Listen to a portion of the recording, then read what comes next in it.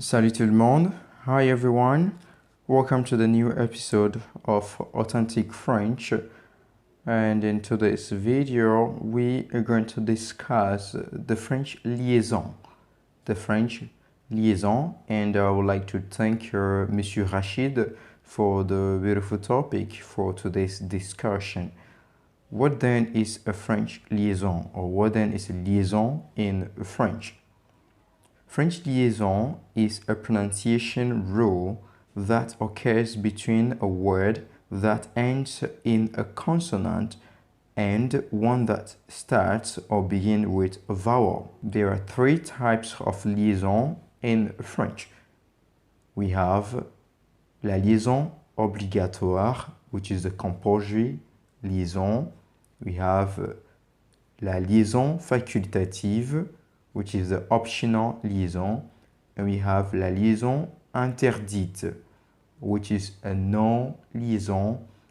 In this case, you should make no liaison, or there should be no liaison with the liaison interdite.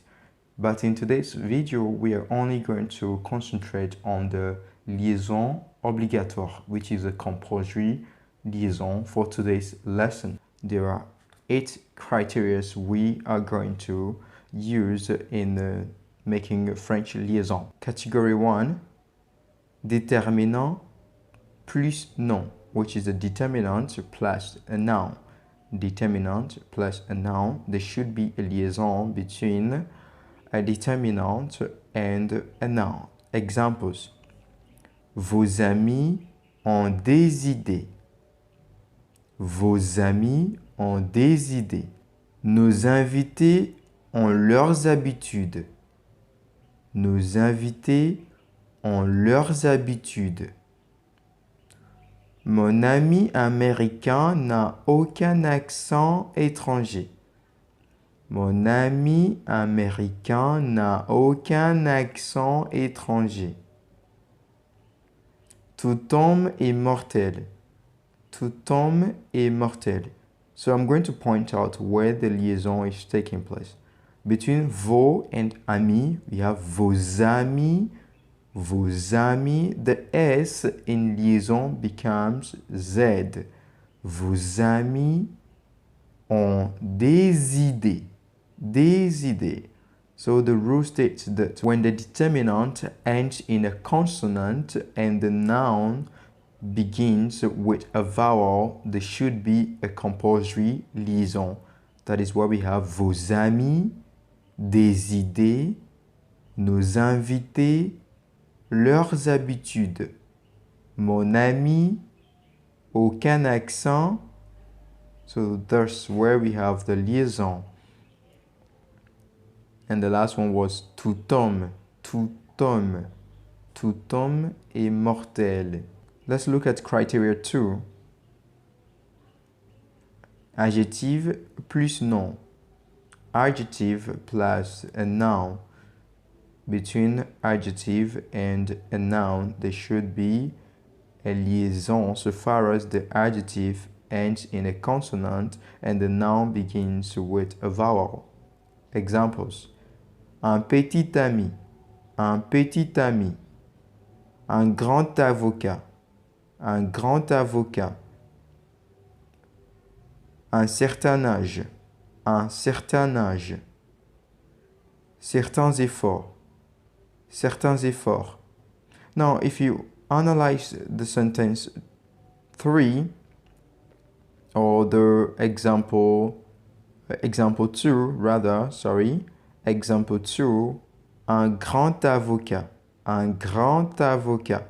The D tends to T in liaison.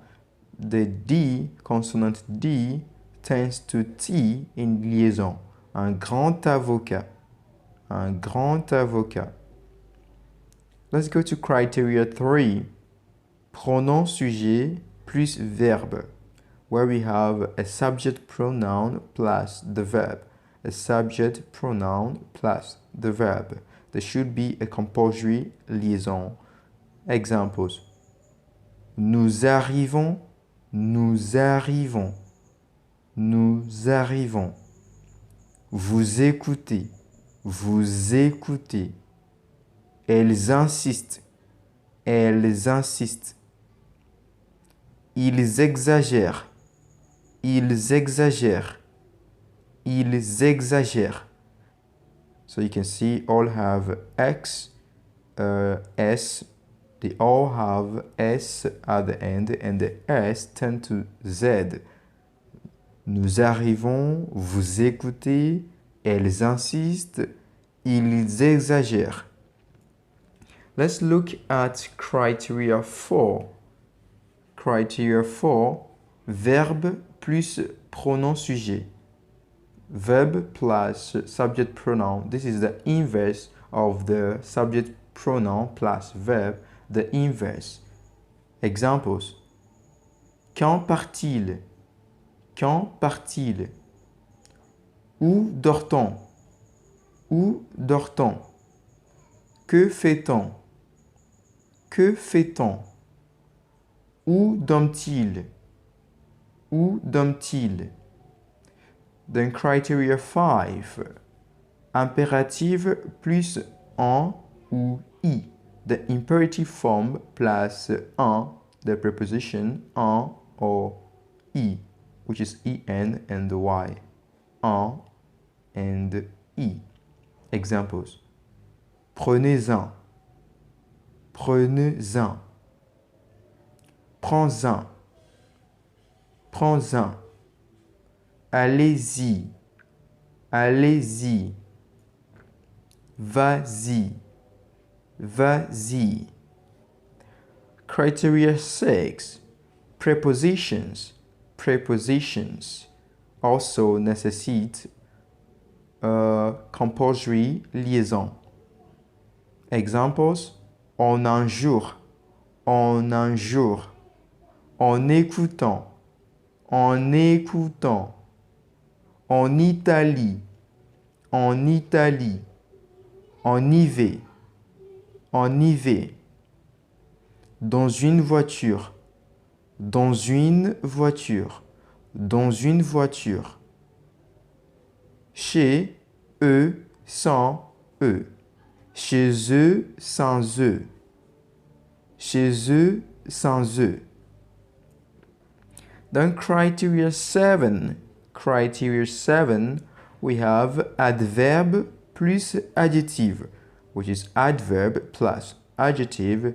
There should be an obligatory liaison or compulsory liaison. Examples. C'est plus important. C'est plus important. C'est plus important. Plus utile. Plus utile. Mieux indiqué. Mieux indiqué. Mieux indiqué. Mieux indiqué. Très énervant. Très énervant.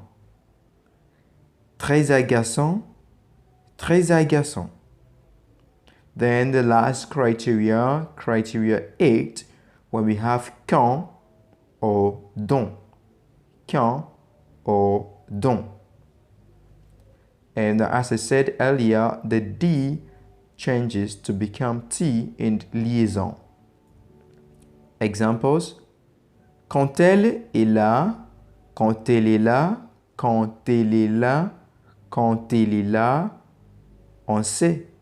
Quand elle est là, on sait. Quand on veut, on peut. Quand on veut, on peut. Ce dont il parle m'intéresse. Ce dont il parle m'intéresse. Note the following.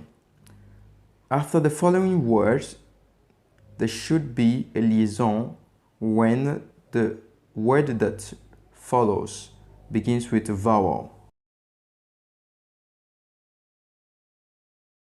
And also remember that S changes to become Z, D changes to be T, and F changes to be V and liaison.